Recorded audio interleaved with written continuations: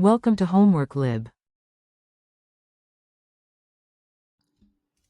Hi, so in this case, what we are going to use is the fact that both of the assets that you're dealing with, both of them are going to be strong assets.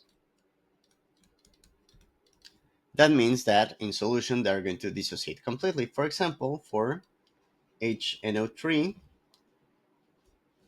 when we put it in water, what is going to happen is that we're going to have the quantitative dissociation into the hydrogen ion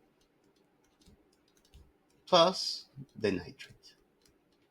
And this is going to be a quantitative reaction, meaning that the initial concentration that we have of nitric acid is going to be equal to the concentration of hydrogen ion that we have, or of H plus, depending on the notation that you're using. Both of them are equivalent. Okay.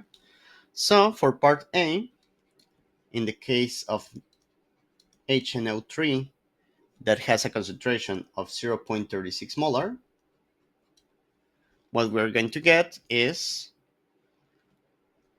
the concentration of H plus is going to be the same as the concentration of HNO3. So that is going to be 0.36.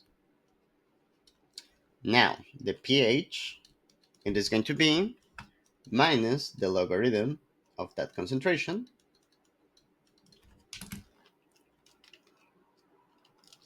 which is 0.44 up to 2 decimal points, of course. And now the pOH, the way to calculate pOH, remember that pH plus pOH, it's always going to be equal to 14 because we're dealing with water and the sum of both of them needs to be equal to the dissociation constant of water, or minus pKw, or pKw. Okay, so pOH, it is going to be 14 minus pH, which is 13.56,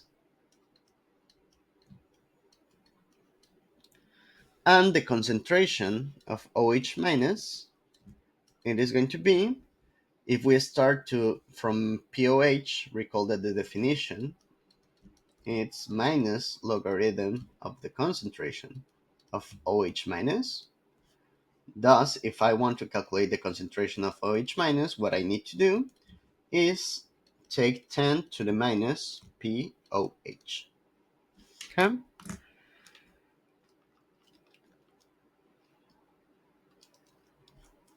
So, in this case, this becomes 10 to the minus 13.56, which is going to give us a result of 2.77 periodic. So up to 2 decimal points, it is going to be 2.78 times 10 to the minus 14 molar. Or rounding up to two significant figures, we're going to have 2.8 times 10 to the minus 14 molar. So next up, for B, we're going to follow the exact same procedure in all of the scenarios. For B, now we are going to deal with HBr, which is also a strong acid that has a concentration of 1 times 10 to the minus 13 molar.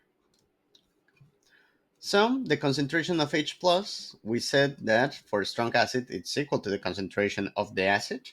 In both of these cases, we have monoprotic acid, so we don't need to multiply that value by any number.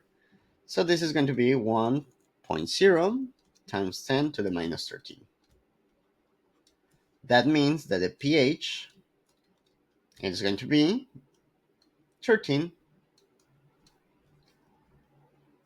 This implies that pOH, again, this is 14 minus pH, it is going to be equal to 1. And thus the concentration of OH minus is going to be 10 to the minus 1. Because this is 10 to the minus pOH, which is 0.1 molar.